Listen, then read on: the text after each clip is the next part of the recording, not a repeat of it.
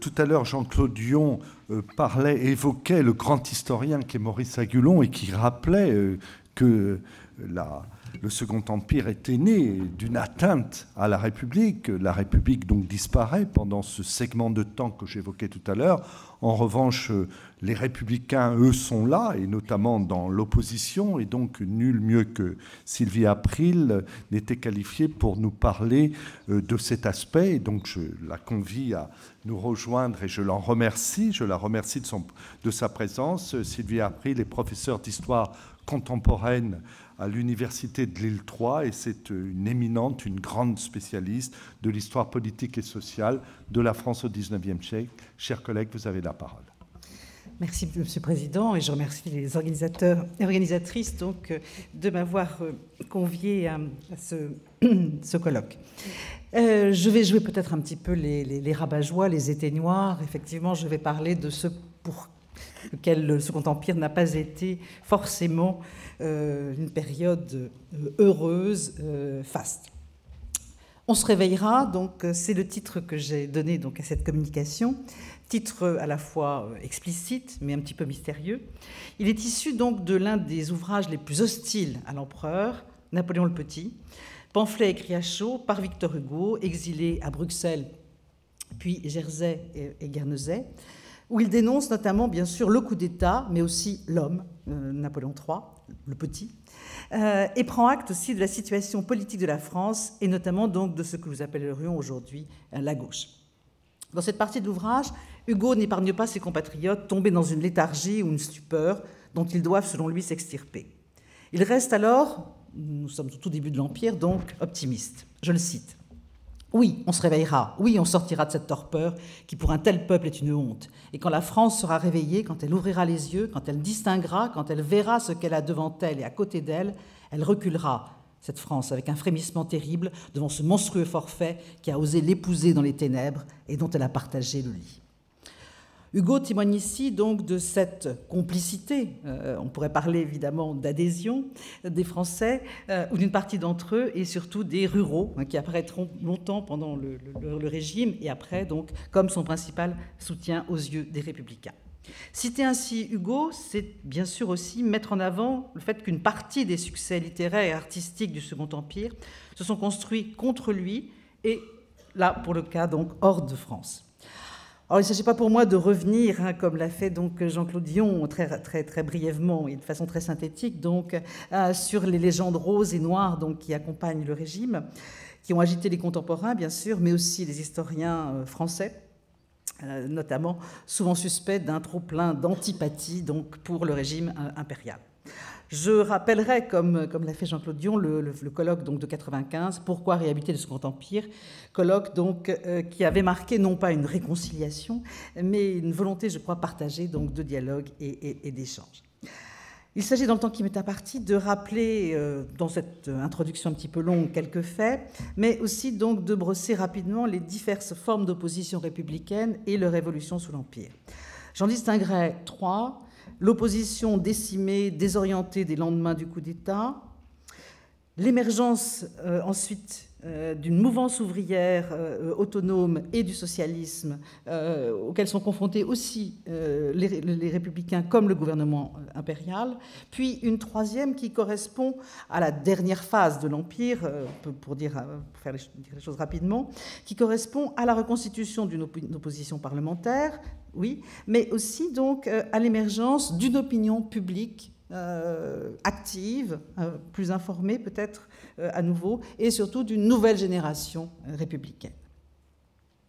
Alors, pour conclure cette introduction, je rappellerai juste quelques faits.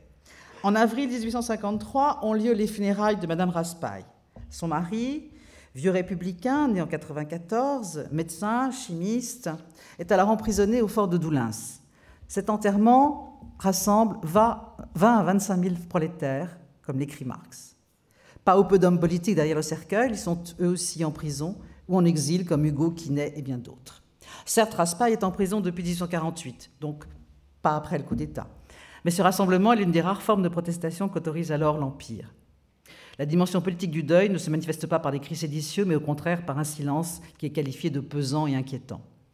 Janvier 1870, 12 janvier 1870, enterrement de Victor Noir. Ce sont les funérailles donc d'un journaliste, d'un jeune journaliste qui est né en 1848. Elles sont suivies par 100 000 personnes et donnent lieu donc à de violentes manifestations d'hostilité au régime impérial de Napoléon III. Là, Victor Noir donc, a été assassiné donc, par le prince Pierre Bonaparte, cousin de Napoléon III, lors d'une entrevue au domicile du prince en vue d'organiser un duel. Ces deux enterrements, très surveillés par la police, encadrés, témoignent sans conteste de l'ampleur donc, de l'opposition qu'a connue dès ses débuts et jusqu'à sa fin le régime impérial.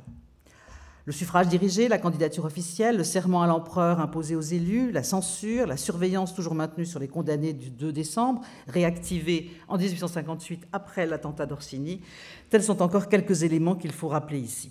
Il ne fait pas bon être républicain sous l'Empire. Alors qu'entend-on également, pour finir, par républicain ? Il faut avoir à l'esprit la pluralité d'expression du terme. Il s'agit tout à la fois des hommes et des femmes qui ont soutenu ou participé au régime précédent, avant l'élection du prince-président, mais aussi de tous ceux qui se réclament d'une république démocratique et sociale, ce qu'on qualifierait de vraie république, pensée avant et pendant la Seconde République, selon des modalités elles-mêmes très variées, héritées des socialistes utopistes ou des sociétés ouvrières. Alors tout d'abord, donc, ces républicains au lendemain donc, du coup d'État. La répression, Arnaud y reviendra, donc je vais très vite sur le coup d'État, a frappé environ donc 26 884 personnes arrêtées ou poursuivies à l'occasion donc de la résistance de décembre 51. Les rafles de suspects qui engorgent vite les prisons rendent nécessaire une sélection des accusés. C'est le travail des commissions mixtes qui trient les condamnés. Les représentants du peuple et militants dangereux prennent le chemin de l'exil ou celui de la transportation vers l'Algérie ou Cayenne. Les destinations sont variables. Lorsqu'ils en ont le choix, les proscrits choisissent des pays frontaliers, même si les autorités belges et suisses, par ailleurs soumises à la pression de la France, ne souhaitent guère recevoir ses opposants politiques. La Grande-Bretagne, les îles anglo-normandes, constituent la grande terre d'asile pour ces exilés français.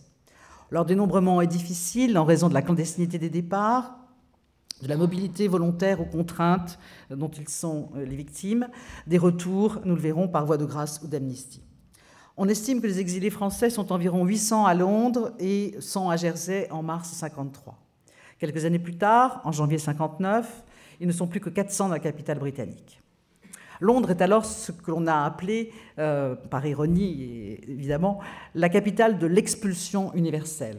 C'est là que se retrouvent tous les proscrits du Printemps des peuples, les Hongrois, les Allemands, les Italiens, mais aussi donc les Français. Les Français donc vont côtoyer d'autres exilés comme Mazzini, Kossuth, Marx également. Les républicains français donc ont souvent dressé un tableau peu flatteur de leurs propres chefs politiques en exil, les accusant d'avoir constitué des clans sectaires et favorisé les divisions. À Londres, en effet, dans les années 50, s'affrontent les partisans de Ledru-Rollin, ceux de Louis Blanc et aussi, moins connus peut-être, les proches de Félix Pyat. La commune révolutionnaire, donc, qui est groupée autour de ce dernier, comprend des hommes qui, eux, sont résolus à l'action immédiate, prêts à attenter à la personne de l'empereur, ce que dénoncent les exilés plus modérés et opposants à la peine de mort, comme Victor Hugo. Leur action est limitée et leur audience en France, difficile à connaître. Le principal journal de l'exil, intitulé L'Homme, journal de la démocratie universelle, est publié donc de novembre 1853 à 1856 à Jersey puis à Londres. Les proscrits y attaquent le régime impérial, mais poursuivent aussi la réflexion politique, dans le cadre de projets politiques exposés également dans des essais, des pamphlets et des fictions. La littérature d'exil est variée. Si je prends juste le cas de Victor Hugo, Hugo publie donc durant ses 19 années d'exil, outre Napoléon le Petit, des recueils de poèmes comme Les Châtiments, Les Contemplations, mais aussi des romans qui par leur thème et leur audience sont aussi des armes contre l'Empire. En 1862, la publication des Misérables est accompagnée à Bruxelles d'un grand banquet qui rassemble les opposants au régime et les hommes de gauche venus de toute l'Europe. Quinet et Louis Blanc écrivent en exil l'histoire de la Révolution française. Dans un vaste ensemble de contributions qui cherchent à définir de nouvelles voies également donc, du politique, on retrouve un certain nombre de caractéristiques. Le refus du parlementarisme, souvent, l'attention portée à une organisation communale, cadre de vie économique, sociale et politique essentiel aux yeux donc de ces républicains. Les exilés français participent également aux organisations communes qui prennent naissance avant même celle de la célèbre Association internationale des travailleurs en 1864. Un premier comité démocratique européen est créé par Ledru-Rollin, Mazzini et Kossuth. On les retrouve également dans les congrès de la paix qui vont se multiplier à partir de 1865, multiplication renforcée par, évidemment, le risque, la multiplication des conflits et des risques de conflits. Les congrès de Berne et de Lausanne, Berne en 65, Lausanne en 67, sont de grandes manifestations pacifistes, mais aussi anti-impériales.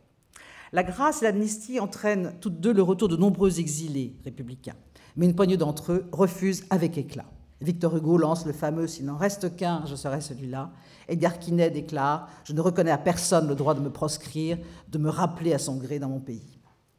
En France, à l'intérieur du pays, la police reste évidemment très attentive à tous les condamnés des commissions mixtes qui ont été graciés, internés ou surveillés. Ce contrôle et la censure qui touche la presse rendent la vie politique très atone durant cette première période.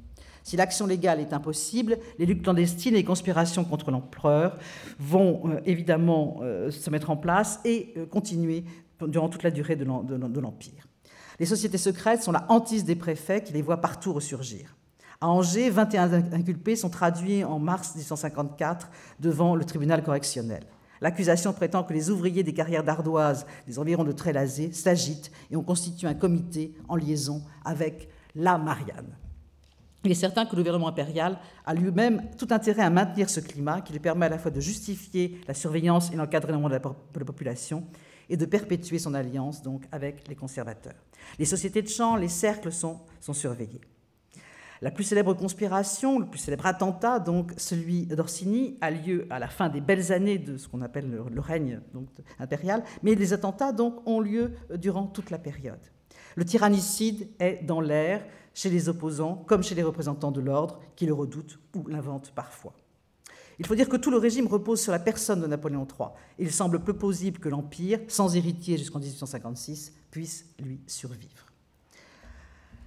Donc de nombreux attentats, des violences, mais une période évidemment où l'opposition reste muselée, muette presque.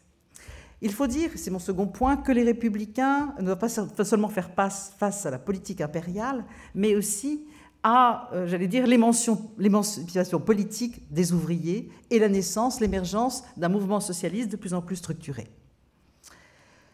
Cette revendication d'émancipation sociale et politique des milieux ouvriers a été entendue et a été prise en compte par la politique impériale, qui elle-même donc a tenté de les rallier, ces ouvriers, donc au césarisme. L'enjeu n'est pas seulement électoral, car l'empereur s'est nourri, comme tant d'autres, des idées socialistes et des réflexions sur le droit au travail. Il a compris, avant 1852, la place majeure qu'accordaient les ouvriers à l'association. Il a alors d'ailleurs permis le développement, très contrôlé bien sûr, des sociétés de secours mutuels, forme de solidarité auxquelles la gauche intellectuelle ne prête souvent guère attention ou dont elle se méfie.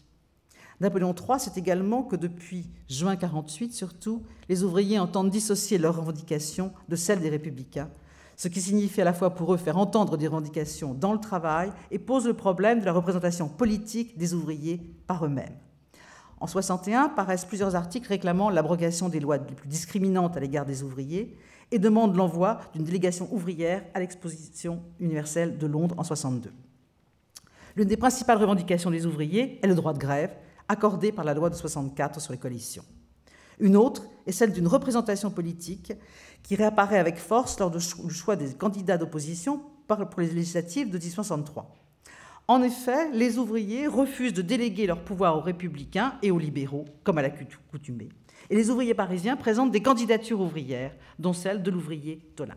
C'est un échec, mais l'année suivante paraît dans l'Opinion nationale, donc l'un des grands journaux, non pas véritablement d'opposition, mais enfin qui peut exprimer une opposition, un manifeste signé donc par 60 ouvriers, qui stigmatise la mal-représentation et affirme la nécessité d'une représentation fondée sur une solidarité sociale.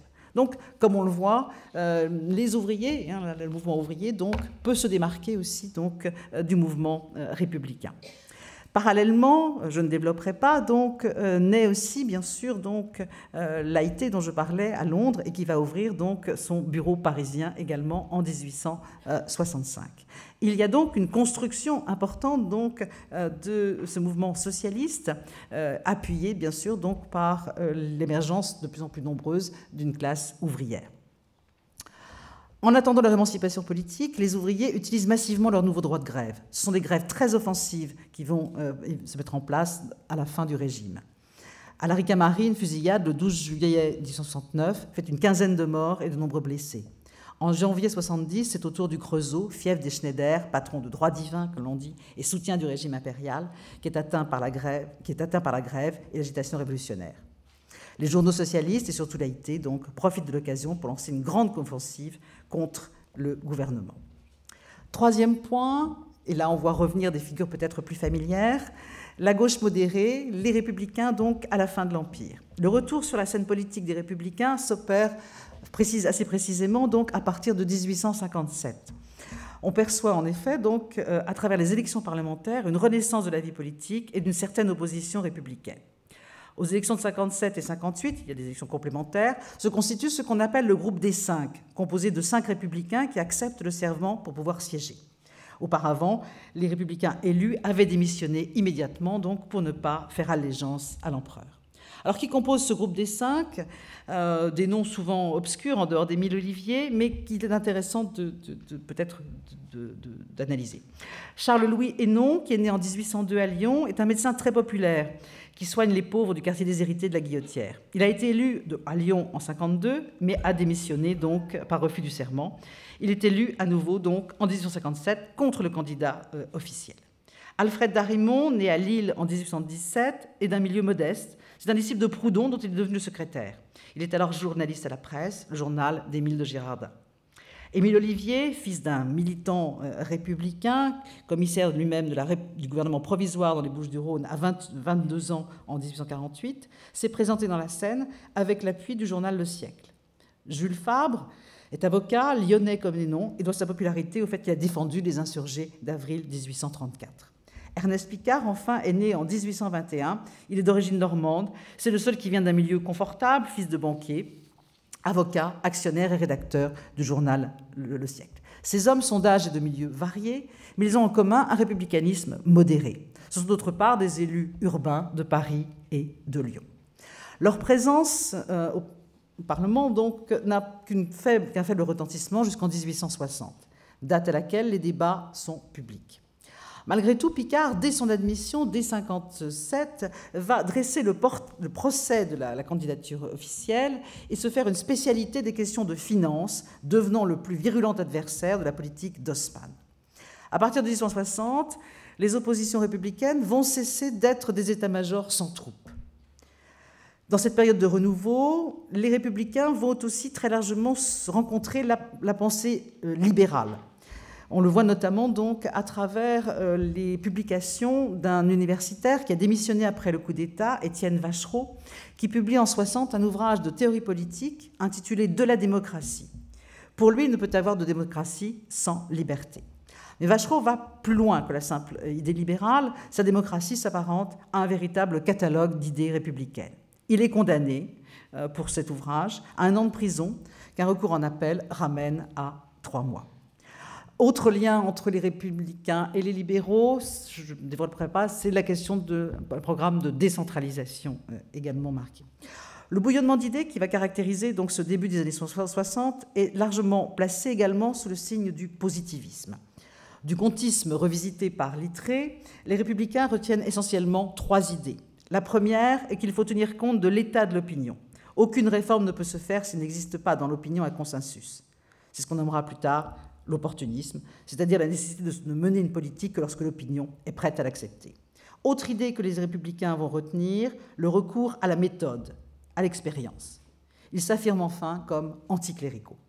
S'élabore ainsi progressivement un programme républicain qui précède le programme de Belleville, programme du jeune radical, comme on disait alors, Gambetta. L'opposition va investir à peu près tout le tissu social, créant dans la société civile une culture d'opposition républicaine. À travers les associations, les lieux de sociabilité, les manifestations artistiques, même le régime est de plus en plus contesté. La franc-maçonnerie connaît, elle aussi, une significative évolution sous l'égide du prince Napoléon Jérôme, bonapartiste de gauche, grand maître à partir de 1962. La franc-maçonnerie, donc, sert alors de substitut, bien imparfait, certes, au parti républicain, mais les loges offrent l'occasion de réunions régulières et un lieu de pensée libre. Une nouvelle génération entre dans ces loges, et le nombre des ateliers, des chapitres, des affiliés augmente considérablement. Les maçons jouent également un rôle important dans le réveil du féminisme. En 1866 est créé un comité pour la réforme du mariage. Il comprend un certain nombre de maçons, dont Charles Lemonnier. En 1962, Élise Lemonnier, sa femme, ouvre une école, la Société libre pour l'éducation professionnelle des jeunes filles, destinée à leur donner un véritable métier. Le domaine associatif se développe beaucoup dans le cadre nouveau également de ligues, Ligue de la paix, mais aussi surtout Ligue de l'enseignement. En 1966, Jean Masset lance l'idée d'une Ligue de l'enseignement qui regroupe dès novembre 1967 près de 5000 adhérents. Sa neutralité politique n'est qu'apparente. De nombreux militants républicains s'investissent dans la Ligue et y font l'apprentissage du terrain. L'opposition se fait aussi dans d'autres lieux qui échappent à la surveillance policière. Les cafés, mais surtout les salons. Cette pratique aristocratique et bourgeoise n'est plus l'apanage des organistes ou des légitimistes. Les salons républicains naissent et deviennent des foyers d'opposition. Le plus célèbre est tout d'abord celui de Daniel Stern, Marie Dagout. Parmi les habitués, ses filles, Cosima Wagner, Blandine Olivier, toutes deux mariées donc à des hommes illustres. Il figure et s'y côtoient également de nombreux journalistes et hommes politiques. Le salon de Juliette Adam, ensuite, rue de Faubourg-Poissonnière, devient le rendez-vous des Républicains, favorisant les rencontres entre les différentes tendances du parti, entre guillemets, tendance entre les sermentistes, qui acceptent cette pratique jugée immorale, et les réfractaires, donc, qui refusent de s'y soumettre.